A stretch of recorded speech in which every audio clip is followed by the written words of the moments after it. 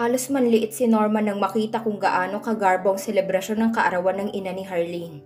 Naganap yun sa isang sikat na hotel na may malawak na ballroom. Puno yun ng mga taong kilala at may magagarang kasuotan. Animoy mga hari at reyna na nagsama-sama sa isang pagtitipon. Nagkikinangan ng mga alahas at may mga ipinagmamalaking karangyaan. Kung hindi lang dahil sa suot niya ay natitiyak niyang marami ang mga matang titingin sa kanya o kung pag-aaksayahan ba siya ng oras ng mga ito. Isa lamang siyang usa sa malawak na hardin ng mga leon. Yun ang naging tingin niya sa kanyang sarili. Kahit pa lumaki si Norman sa marangyang buhay, nakakakain ng tama at may maayos na pananamit, ay hindi niya maipagkakaila ang mundong meron si Harleen. Napabuntong hininga siya. Hindi niya alam kung anong meron sa kanya na nagustuhan ni Harleen. Kung meron ba siyang katangian na nakapagpabighani sa isang katulad nito. Hindi niya kasama si Harleen sa mga oras na yon. Kausap nitong pamilya at mukhang nakalimutan na siya. Palihim niyang pinagmasdan ng dalaga at hindi niya maiwasang mamangha rito. Si Harleen ay nagtataglay ng kakaibang alindog, ngunit nagkukubli sa simpleng pananamit. Hindi na ito kailangan pang maglagay ng kung ano-ano pa sa muka, matawag lang na maganda. Hindi kailangan na magsuot ng magarang kasuotan, matawag lang na sosyal. Iyon malamang ang nagustuhan niya kay Harleen. Maging ang mga ngiti nito na talaga namang nakakaakit, kahit pa may pagkamataray ang dalaga. Isang ngiti lang nito ay mapapaamo na siya. Hindi ko inaasahang makikita kita rito. Bumaling siya sa lalaking may pamilyar na boses. Bigla ay sumama ang mukha niya nang makita ito. Nagmamalaki ang itsura nito. Ang isa nitong kamay ay nakayuko at nakatapat sa sikmura, habang ang isa naman ay may hawak na wine. Are you here to serve? Mukha ba? No matter what you wear, you're still a servant to me. Nangiinsulto nitong saad. Ang mga matay nanguuyam at umaaktong nandidiri sa kanya. I can't believe someone invited you here. I am the boyfriend, I guess. Kibit-balikat na sagot naman niya. How about you? I heard you and my baby never actually in good terms. Who is your baby? Roxy? Sarkastiko itong natawa. I bet Roxy is just using you to make me jealous.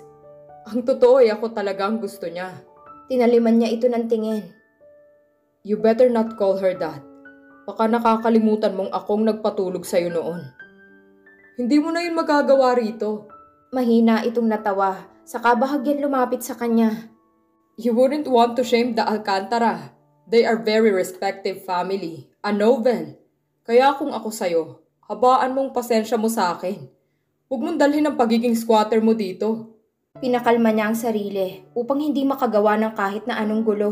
Tama naman ito. Siguro kung pasensyang pag-uusapan ay talo siya, lalo na kung ang lalaking itong kaharap niya. Who are you again? None of your business. Tugon niya. Good grief, like I care about you.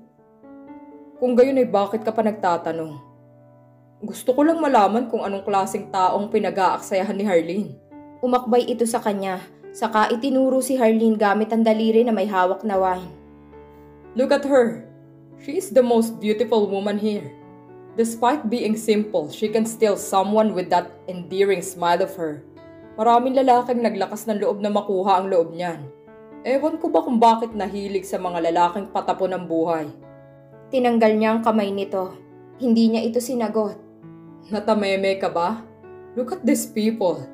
They're rich and famous. Wala kang makikitang tao na tatapat sa estado na meron ka. Anito. Wala kang pinagkaiba sa ex ni Harleen. You are both trash. And your attitude is trash as well, brother. Napalingon siya sa nagsalita. Isang lalaki na may malamig na tingin ang sa kasama niya ay nakatingin. Kasama nito si Miguel, Luis at tatlong lalaki na hindi pa niya nakikilala. Ang mga ito'y hindi nasisiyahan sa ipinapakitang asal ni Ashton. Stop messing around and act your age. Mahinang singhal nito. Malayo pa lang naririnig ko ng sinasabi mo. Stay away from this, Alex. Singhal rin nito. I am your older brother. No. You stop it right now. Kung ayaw mong ikaw ang mapahiya. Yeah, Ashton. Sabat ni Miguel. Matalimang tingin nito kay Ashton. If I were you, you better stop. My grandfather have a good expectation from you. Don't waste it. Who are you? Tanong ng isang lalaki sa kanya. Kulay pulang buhok nito at may hikaw sa isang tenga. Norman. Oh, you're Harlene's boyfriend. Ani naman ng isang lalaki. I am Sakari. Nice to meet you. I am Aquarius. Pagpapakilala ng lalaking may kulay pulang buhok. You know me. Sabi naman ni Luis. I am Alexander. Pagpapasensyahan mo na ang kapatid ko. Hindi naman ganyan ang kapatid ko. He's just jealous that you and Harlene are dating. I see. Kalmado niyang sambit. Here is the twin, Andre and Riley. Tumangulang siya. Nag-e-enjoy ka ba sa party? Tanong ni Miguel sa kanya. I hope you'll get used to it. Sa totoo lang ay hindi ako nahilig sa mga ganito. But since it's Tita Rosella, it's exception. Liar. Sabat ni Luis. Saka nito binatukan si Miguel. He loves the party and making out. That was before I met my wife. Singhal ni Miguel. Kulang na lang ay sakalin si Luis na hindi alintana ang pagkwelyo nito. Watch your word or else. Napailing at nagtawanan naman ng iba. You better take good care of her. Seryosong sabi ni Alexander na inabutan siya ng wine. Kapag sinaktan mo si Harlene, kakampihan ko ang kapatid ko. I'll make sure that he will get Harlene. Ako dapat ang magsabi niyan. Angil ni Miguel. I am the brother. Anyway, where is Kaiden and Mason? They're with the chicks. Manok? Biro ni Luis. Then they don't need a condom. Manok lang palang kasama nila eh. Loko. Singhal ni Riley. May asawa na't lahat manyak pa rin ang ugali. What? Inosenteng tanong ni Luis. I'm just kidding. Quit complaining. Lahat tayo may asawa na. Hindi lang ako. I don't have a wife, you idiot. Sabat naman ng lalaking may kulay ang buhok. Nandiyan naman si Daniela. Why not marry her instead? I am loyal. Naumay ang mukha ni Luis. I wonder how you do it every night then. May kamay ako. Common sense, Luis. Natawang sabi ni Miguel. Pinagmasdan lang niya ang mga ito. Hindi niya alam kung anong meron sa mga ito at kung anong relasyon ng mga ito sa isa't isa. Pero isa lang ang sigurado siya. Kung ano man yun ay mukhang isang klase ng pagkakaibigan na hindi masisira nino man. Can I borrow my boyfriend for a while? Lahat sila'y bumaling sa dalaga, maliban sa kanya. Ang mga ito'y ngumiti lang. Wala siyang makitang paghanga o pagkagusto sa mga mata ng mga ito. Ibang-iba sa sinabi ni Ashton. Sure thing, sister. Tugon ni Miguel. Warn him about your Aunt Azula. Umirap si Harlene. Sira ka. He will be fine. Pagkasabi niyo ay hinila siya nito sa isang malaking kumpulan ng mga tao. Kasamang mga magulang nito at iba pa na hindi niya kilala. You must be Norman. Bungad na sambit ng Tita Azula niya. Kaagad nitong iniwan ang kausap saka lumapit kay Norman at nakipagbeso. Ang Tita Azula niya ay masyadong formal at minsan ay prangka. Mapuna rin ito kaya naman nag-aalangan siya na ipakilala si Norman. Pero wala naman siyang magagawa kung hindi ang ipakilala si Norman. Kung ito na nga ang lalaking para sa kanya, mas magandang ipakilala niya ito ng maaga. It's a pleasure to meet you. Ako rin ho. Namangha ang tita niya. Magalang. I like it. Nakahinga siya ng maluwag. You are from? What kind of family? Just a normal family, ma'am. You can call me Tita Azula. Pagtatama ng tita niya. I don't want to be formal. Yes, tita. Bumaling siya sa kanyang ina na may ngiti sa labi. Siya ay ganun rin ang itinugon. Kailan ba ang kasal niyong dalawa? Bigla nitong sabi dahilan para mabilaukan siya sa sarili niyang laway. Tita Azula, hindi niya napigilang magtaas ng boses. What? Hindi ba't doon rin naman ang punta niyo? Hindi ka bumabata, Harlene. That's true though. Segunda ng kanyang ina. Neither do I, and your dad. Kailan mo ba kami bibigyan ng apo? Napapahiyang bumaling siya kay Norman. Maging ito'y hindi rin komportable sa usapan. Sa tingin ko'y kailangan niyo magpa-check up. Suhestyon ng asawa ni Tita Azula niya. Harlene is already 30. Age where women are having a hard time getting pregnant. Tingnan mo na lang kami ng tito mo. Hindi naman sa nalampasan ko ang edad ko. Kung hindi lang ako baog ay tsak na marami na kaming anak. Nanlaki ang kanyang mga mata. Baog ka? Matagal na niyang kilala ang tita Azula niya, ngunit hindi pa nito naikwento sa kanyang bagay na yun. Nakakagulat para sa kanya na malaman na baog ito. Sa pagkakaalam niya, namamana ang pagiging baog, tuloy ay hindi niya maiwasang mag-alala. Hindi mo alam? Even your mom had a hard time. Huwag na natin pag-usapan yan, ate. Pigil ng kanyang ina sa kapatid nito. Bigla ay namutla ito dahilan para maguluhan siya. It's my birthday. We should be celebrating. Hinaplos ng kanyang amang likuran ng ina. Animoy pinapakalma. You're stressing my wife, Azula. Kalaunay nag-iba na ang usapan. Salamat sa kanyang lolo na siyang nagbukas ng bagong usapan. Akala niya makakaligtas na sila. Kaya naman kinuha niya ang kamay ni Norman upang tahimik silang makaalis ni Norman. Ngunit ang tita Azula niya hindi sila hinayaang makaalis ni Norman. Muli na naman itong ibinalik sa kanilang usapan. How about a wedding? Umingos ang kanyang ama. Iyan na rin ang sinabi ko sa kanila. Pero mas gusto nilang mag-live-in na lamang. Hindi naman ho sa ganon. Si Norman ang sumagot.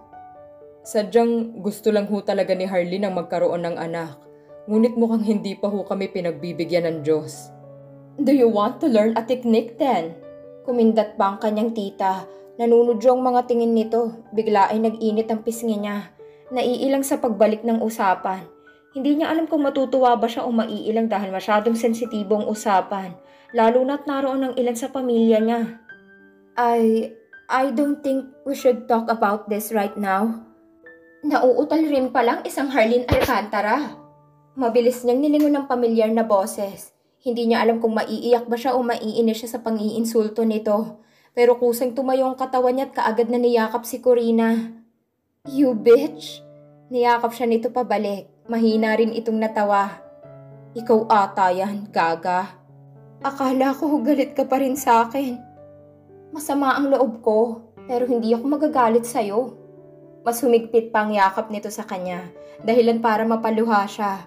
Masaya siya dahil maayos na sila ni Corina. Kahit pa naging abala siya sa binata, hindi pa rin naalis sa isip niya ang pinsan. Happy birthday, Tita Rosella! Bati ni Isabel na nasa likod lang nila Corina. Kasama nitong asawa. Thank you, dear. Tugon ng ina niya. Sino ang nag-aalaga ng mga anak niyo kung dalawa kayong nandito? My parents. Sagot ni Lucas. I see. Imunestra nitong bakanting upuan. Have a seat, you two. Umupo ang dalawa. Si Corina naman ay umupo sa tabi niya. Where is your husband? Tanong niya nang hindi makita si Aspen. Some business trip. Nasa mga magulang rin niya ang mga anak ko. Kunwari nabunutan ito ng tinik. Nakaka-stress ang maging ina. Pero kapag makita mo naman ang ngiti nila ay mawawala lahat ng pagod. Tipid lang ang ngiting itinugon niya. Kahit pabiro yun, alam niya kung anong ibig sabihin ng pinsan niya. So, I heard you and Norman are planning to have a baby. Hindi pa kami pinagbibigyan. Do you need my help? Meron akong libro na makakatulong sa'yo para mag-conceive ka ng baby. Suhestyon ni Corina. Although, hindi naman ako nahirapan magka-baby. Magaling masyado si Aspen. Magaling rin naman ako ah. Singit ni Norman. Hindi lang siguro ngayon ang oras para sa ganun. Hinila nitong silya niya. We are still enjoying ourselves together. Pabirong umirap si Corina. Bahala kayo. Sa kaka-enjoy nyo sa isa't isa, baka hanggang pagtanda ay kayo nang magkasama. We will try harder. Ani Norman. Nakuyom niya ang kanyang kamao. Hindi na naalis sa isip niyang sinabi ng tita Azula niya. Kung sakali man ay baka namana niyang pagkabaog nito. At wala nang pag-asa pa na magkaroon ng anak. Nasa gitna siya ng pag-iisip nang marinig niyang malutong na pagmura ng kanyang ama, lalo ng pagsinghap ng ina. Bumaling siya sa mga ito na nakatingin sa isang lugar. Magangang ilan sa kanyang pamilya ay nakuha ang atensyon ng kung sino man. What the hell? Dinig niyang sambit ni Corina. Sumunod rin ang kanyang tingin kung saan nakatingin ang mga ito. Halos manlamig ang buong katawan niya na makilala ang hindi inaasahang bisita. Nanlaki rin ang kanyang mga mata nang umawang ang kanyang labi. Travis? Lahat ng mga matay nakasunod kay Travis na nagtungo sa entablado at inagaw pa nitong mikropono sa MC. May hawak rin itong wine glass na may lamang champagne at casual na humarap sa kanila. Dinig niyang sari-saring bulungan at pagkalito sa mga taong naroon, maliban sa kanyang pamilya. Hindi alam ng mga ito kung sino ang lalaking nasa harap. Mic test! Mic test! Anito sa mikropono. Tinatampal pa upang masigurong marinig ito. Hey, everyone! Sorry for barging in. Sabi pa nito ngunit kita niya sa mukha nito na hindi ito sincero sa sinabi. I just want to greet my soon mother-in-law a happy birthday. Ang mga mata nito ay dumako sa gawin nila. Mukhang hindi nakadating ang invitation card ko. Kaya naman ako na mismong pumunta. The heck? Usal ng kanyang ama na nagtatagis ang bagang. Wala man itong mikropono ay dinig ng lahat ang boses nito dahil sa sobrang lakas. Who the hell are you to be invited in? Don't call my wife your mother-in-law. Sarkastikong natawa si Travis, hindi alintana ang pagtaas ng boses ng kanyang ama. If it isn't my future father-in-law that I love so much. Palagi kitang nakikita sa courtroom, but you never actually give me a glance for even 1 second. It's actually a great pleasure seeing you looking at me now. Then leave this hall this instant. Matalim na utos ng kanyang ama. Huwag mo nang hintayin pa na ipadampot kita sa security guard. Itinuro nitong malaking pinto. Leave! Now! Umaktong napapantastikuhan si Travis. But I just arrived. Pat, shut up, you! Hindi na napigilan ng kanyang ama na tumayo, kahit pa inaawat na ito ng kanyang ina. How dare you show your face here, you criminal! Kahit anong gawin mo, hindi kita matatanggap bilang pamilya. Nagkaroon na ng komosyon sa paligid. May mga security guard na pumasok upang lapitan si Travis, pero hindi ito nagpapilit. Ang ibang mga tao ay nagsialisan na dahilan para sila na lang ang matira at iba na gustong makiusyoso sa nangyayaring gulo. Remove that man this instant! Utos ng kanyang ama. Kita niyang malalim nitong paghinga dahil sa sobrang galit. Sumama ang timpla niya at inis na tumayo. Hindi niya mapapatawad ang lalaking ito na sumira sa kaarawan ng kanyang ina. Ang ibang mga tao na malapit sa dinadaanan niya ay naguguluhang tumingin sa kanya. Hey, Roxy! Bati ni Travis sa kanya. Lumapit ito sa kanya at bago pa man siya nito mayakap ay sinampal na niya ito. Hindi ito kaagad nakabawi dahil sa pagkabigla. You dare to ruin my mom's birthday! Nanggagalaiti na niyang sabi. Mabilis na rin ang tibok ng puso niya at nanginginig ng kanyang mga kamay sa sobrang galit. Gusto pa niyang padapuan ng isa pang sampalang mukha nito. Ngunit kinalma niya ang kanyang sarili. Kinuyom niya ang kanyang mga kamay upang pigilan ang sarili. Pinakatitigan niya ang lalaking dati ay nagpatibok sa puso niya. Ang lalaking akala niya ay iikutan pa ng mundo niya. Na akala niya ay makakasama niya sa lahat ng pagsubok. Pagkatapos niya itong ipaglaban sa kanyang pamilya at tulungan sa kaso ay iniwan siya nito sa ere. Sinaktan nito ang puso niya. Ngayon na nakalaya ito'y parang wala lang rito ang lahat. And you dare to show yourself in front of me? Mukhang nakalimutan mo na ata ang pangako natin sa isa't isa. Ikaw ang sumira nun. Asik niya rito. Hindi na niya napigilan ng mapaluha. Alam niya sa sarili niya na wala na siyang pagmamahal kay Travis. Alam niya na kahit anong gawin nito hindi na yun maibabalik pa. Ngunit ang sakit na ibinigay nito sa kanyang siyang naging dahilan ng mga luha niya.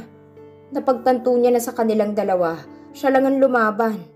After we've been through, after I chose you over my family, you choose to leave me. Babalikan naman kita kapag nakalaya na ako. Anito at akmang lalapit sa kanya, ngunit umatras siya, siniguro niyang malayo ang distansya niya rito. Pinili ko lang yung makakabuti para sa akin, pero nasa puso't isip pa rin kita. Marahas siyang umiling. Iyon na sigurong malaking pagkakamaling ginagawa mo. Kapag nagmahal ka, hindi mo uunahin ang sarili mong kapakanan. Hindi na lang sa'yo umiikot ang buhay mo, kundi sa taong pinangakuan mo. You failed me. I am here now, Roxy. I am getting married. Nanlaki ang mga mata nito dahil sa pagkabigla. Hindi ito makapaniwala sa sinabi niya. Bago pa man ito makapagsalita ay may kamay nang humawak sa kanyang palad at pinisil iyon. Naipikit niya ang kanyang mga mata nang maramdaman ng pagkagaan ng loob niya. Hindi man niya lingunin, alam niyang si Norman yon. Ang mainit nitong kamay na humahaplos sa kanya ay nagpapagaan ng bigat na dumapo sa puso niya. Sa mga sandaling yon, nawala ang kahit na anong pangamba sa puso niya. I am her soon-to-be husband. I should be the one calling her mom. mother-in-law. Sarkastikong natawa si Travis. Ang tingin nito kay Norman ay mapanghusga. Kung makapagsalita ka, parang akala mo naman wala tayong pinagsamahan sa kulungan. Mas umugong ang bulungan sa paligid. Nagkaroon ng tensyon. So this is your secret agenda after all, Norman? Malapad ang ngisi ni Travis. Animoy may lihim na gustong ibunyag. Now I get it. The person you were talking about was her. Nalilitong bumaling siya kay Norman. Ang mga mata nito'y biglang nabahala. Hindi makatingin sa kanya. Anong meron? What is he talking about, Norman? He knew you all along. Alam ko yan. Angel niya kay Travis. Sinabi niya na sa akin yon. Not all. Muli niyang hinarap si Norman. What is he talking about, Norman? Naguguluhang tanong niya rito. Kinuha niya ang pisngi nito upang iharap sa kanya. Hindi pa rin ito makatingin ng diretso sa kanya.